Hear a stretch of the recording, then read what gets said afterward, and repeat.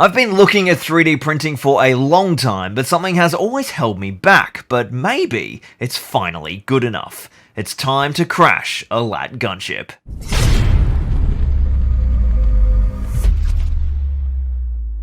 My recent foray into 3D printing with Danny's stunning dragon has totally convinced me of resin printing for making minis, but for terrain it's just such an expensive option. So today we've got a project using the other main class of 3D printer, FDM. This style of machine builds prints in layers of extruded plastic, which means that it works in an incredibly cheap material, but it always has the major drawback of leaving a surface texture of lots of little layer lines. These have always been a huge turn-off for me, but today we're working with some prints from a super accessible FDM printer. We're going to be applying some finishing techniques and seeing if 3D printing is finally good enough at the market entry level.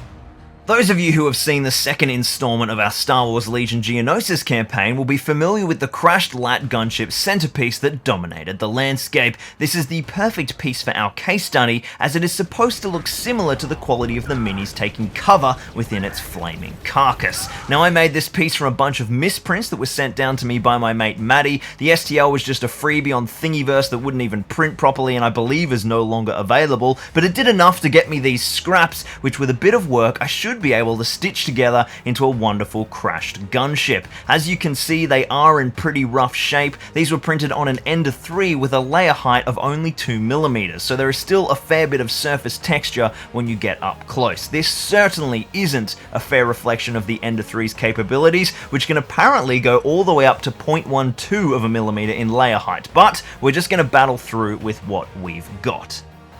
While everything is still in pieces, we're going to grab some Vallejo plastic putty and see what we can do to salvage the gunship's surface. This plastic putty is a super handy product as it is acrylic based, which means it cleans up with water. So our first application is to basically dump a bunch of putty onto an armor panel, smooth it out to level the layer lines, and then remove any unwanted materials from recesses and smooth and clean up as best we can with an old damp paintbrush.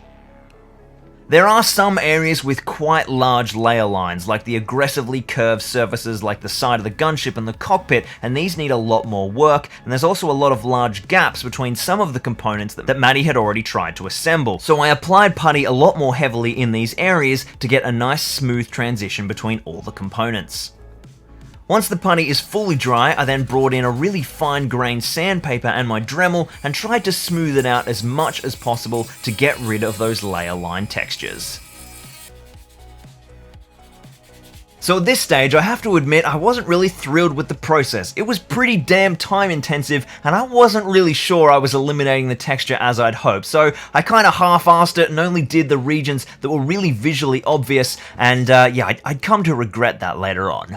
Up next is assembly. I used a combination of super glue and weld bond, a super high strength PVA. This combination gave me some fast set and long-term strength. As a lot of these parts were hollow, it was sometimes tricky to get good bonding surfaces, but luckily the big heavy things like the wings had solid tongue and grooves.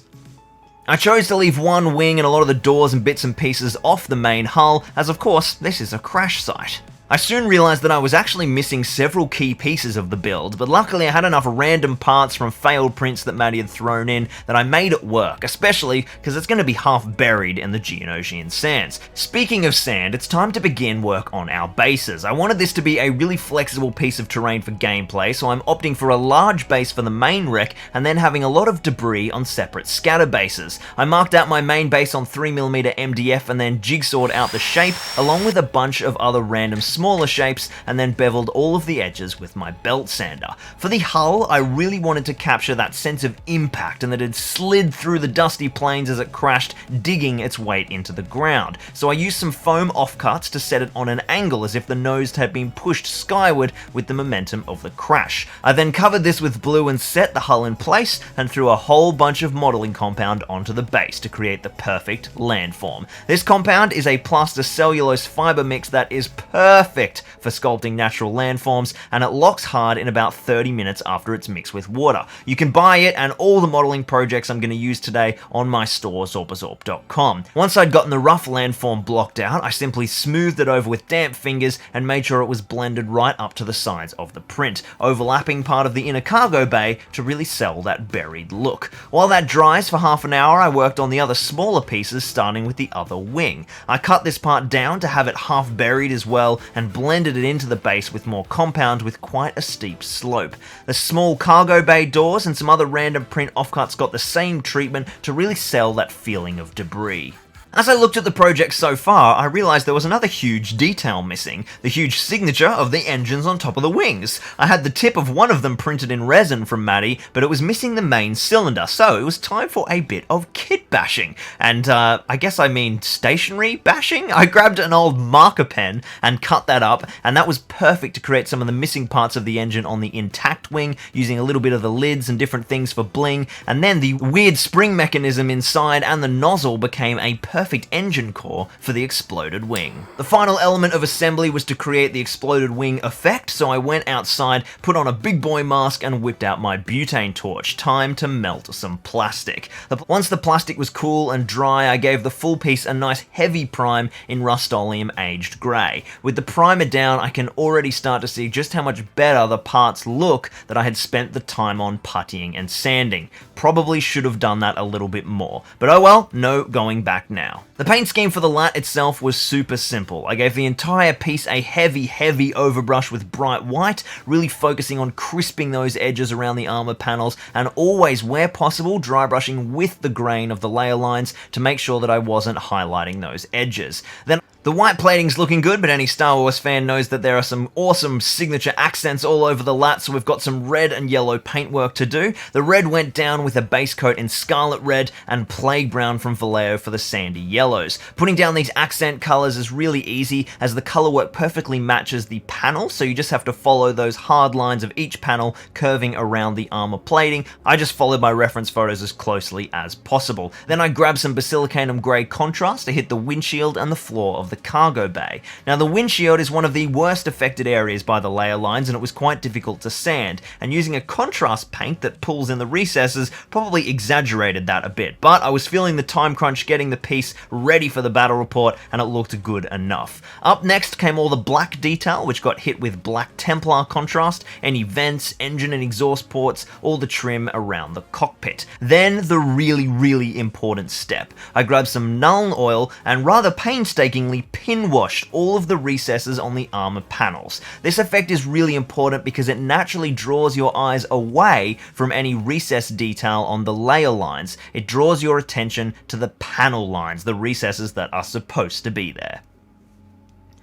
The final detail was to grab some lead belcher and apply it to the core of the exploded engine, as well as using it to dry brush over the black detail to give it all a dark steel aesthetic. And there we have the LAAT painted in all her glory, but she's looking very clean, far too clean for a crash site, so we'll be doing some simple tricks to fix that up in a sec. But first, it's on to basing. I started off with a quick base coat in a cheap red-brown craft paint, and then absolutely slathered the whole base in fast-drying base-ready glue. Apply a whole bunch of this and give it 10 to 15 minutes exposed to the air to start to dry and go really tacky. When the edges are going clear and glossy, you know that she's ready. Then I grabbed my absolute favorite base ready product, Mars Earth, from my store, zorbazorb.com. This shit is bananas. It's so good for Geonosis. It's a beautiful mix of aggregate and pigment and sand. I have so far based about 200 models with it and 32 square feet of gaming board. It is the bomb. I'm just going to pour it all over these pieces, and you can see how fantastically the base ready glue just grabs it. It's so tacky, even the larger rocks will stick to the sloping sides, and that looks like chunks of rock pushed up by the sliding wreckage. Because these pieces are pretty big, I'll let them sit for about 30 minutes and then tip off all of the excess and clean up any missing spots.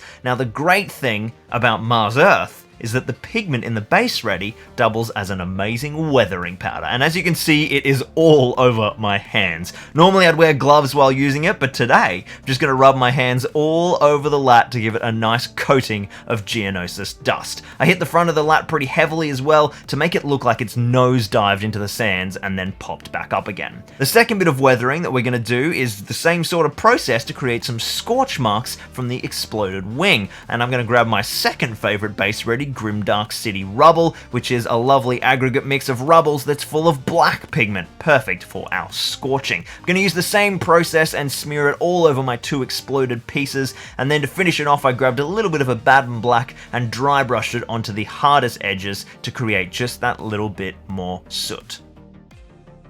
As we approach the end, we've got a super key step. I'm going to absolutely soak the Mars Earth in Matte Scenic Sealant Spray from my store, applying several passes until it is fully locked down. Wait for each coat to dry, and this will seal in everything beautifully, and it makes sure it's nice and rugged for gaming. Then to finish the basing, I gave it an all-over dry brush with a sandy yellow, and then mixed in a bit of white to get a sandy bone to do a final highlight pass. This just gives the Mars Earth a lovely lift, bringing it into those dusty orange-brown tones that we know and love as Geonosis. So there we have our crashed LAAT gunship, and considering the state it arrived in, I'm pretty happy with how it turned out. But how does this little foray make me feel about 3D printed terrain more broadly? Well, hopeful, I guess. This print is by no means representative of what an Ender 3 and more generally FDM printing can achieve, but it is a good indication of what people start to do when they first dive in, and I think that with a lot of work you can get some pretty cool results for cheap, and that's kind of the thing with FDM, at least in my experience. The material cost might be low, but there is a bit of a hidden labor cost. Between failed prints and surface texture finishing, there's a fair bit to be done, and time is money, and this is my business, so that stuff really does add up. But I'm hopeful. These results were pretty promising, had to put a bit of work in, but imagine what could be achieved on a bigger and better FDM printer with a bit more experience. Definitely some exciting stuff, maybe even bigger resin printers as that price point starts to come down. So let's wait and see what the future holds for 3D printing with terrain, but I am super excited with that LAAT gunship, and I hope you guys are too. If you'd love to check it out on the tabletop, getting exploded, make sure you have a look at the awesome Star Wars Legion game it was featured in recently, and I'll see you guys back here after Christmas with some more terrain making. Make sure you like and subscribe, and check out my Patreon down below if you're enjoying everything that I do. Cheers guys, have a Merry Christmas, and I'll see you in the new year.